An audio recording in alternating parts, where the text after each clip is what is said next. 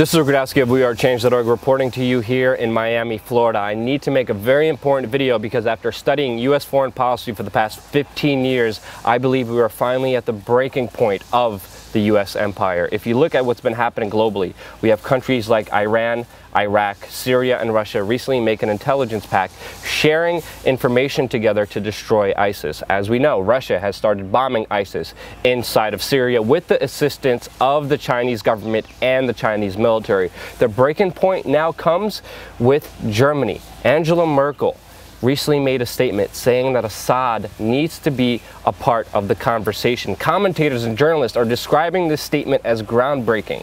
Approaching Assad would be an about-face in the way of the West in dealing with Syria. With Germany making a stance against U.S. foreign policy, France is most likely to make a very similar decision very soon. You look globally at these two opposing forces. We have Turkey, Israel, Jordan, Saudi Arabia, and Qatar with the United States, which have directly and indirectly supported the growth of ISIS going up against Iran, Iraq, Syria, Russia, China, Germany, and soon to be France. This is an extremely dangerous situation because Israeli fighter jets that have been bombing Assad and helping ISIS are still flying in Syria, and Russia is threatening to shoot them down.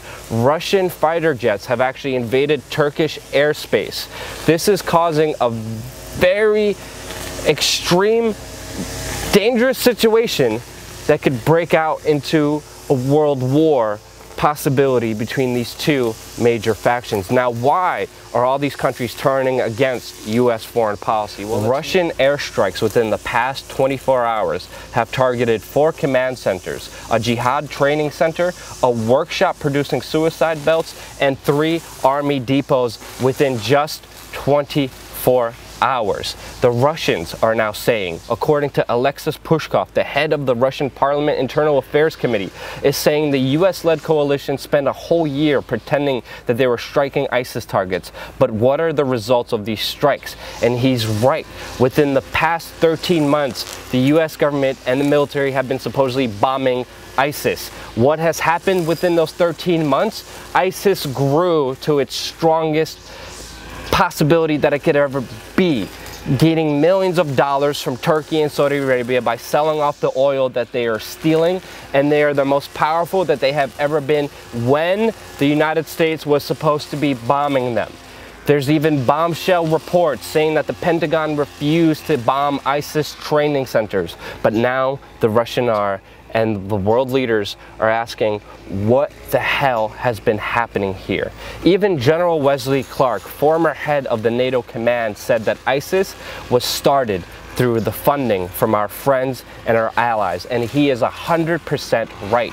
Reuters even reported how Syrian trained rebels that the US government gave intelligence to, weapons and arms to, gave those weapons and arms and intelligence and trucks to al-Nusra, the al-Qaeda front fighting in Syria against Assad. The United States in this situation is saying that Russia is horrible, they're inflicting civilian casualties, and then the next day the US coalition bombs a hospital in Afghanistan, a Doctors Without Borders hospital, killing doctors, killing children, killing innocent men and women who are there for treatment.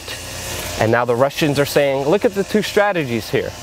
Russia is destroying ISIL training camps that the US refused, while the US is bombing a hospital in Afghanistan. And the world leaders are going against the United States because of these very important geopolitical moves. Now, with the bombing of the hospital, of course, there was major media reports saying that it was the Taliban that did this bombing. US reports were so vague, no one could even figure out who bombed this hospital, and people were making the assertion that it was the Taliban.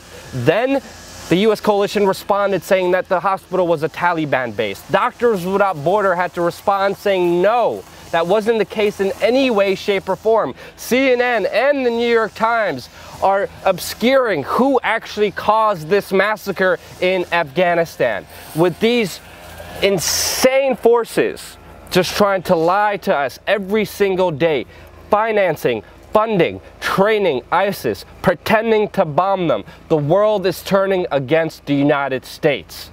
Now, what's going to happen because of this?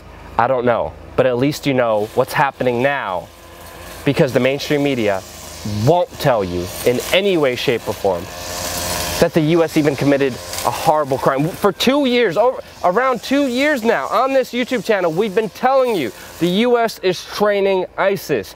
The U.S. major goal when it comes to Syria is to get rid of Assad, because Assad is the one who broke down and disagreed with the pipelines from Saudi Arabia that was going to go through Turkey and bypass Russia and have Europe dependent on Saudi Arabian oil. The geopolitics of this whole region is totally screwed up. And now we're stuck in this quagmire with these two major forces facing off against each other. Where this is going to lead, I have no idea. But hell, at least you know what's happening now. If you're interested in doing this and making this your job, reporting the truth to the people, check out Change Media University. It's free for high school students. We teach you on an online college course how to be an independent journalist, how to fact check this.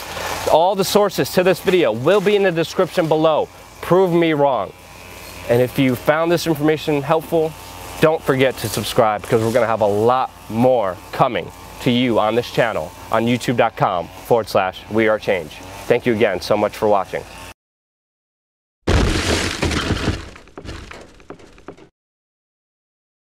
There's a speech going around right now on the internet where you talked about the upcoming wars in Syria and Libya and Iraq and Afghanistan, saying that people were telling you this was going to happen. Came back to see him What you hear a lot of Democrats say is, well, Obama's waging a smarter war. He's waging a more precise war. He's not subjecting U.S. soldiers to being killed on the battlefield the way that President Bush did. First of all, the U.S. wouldn't have troops in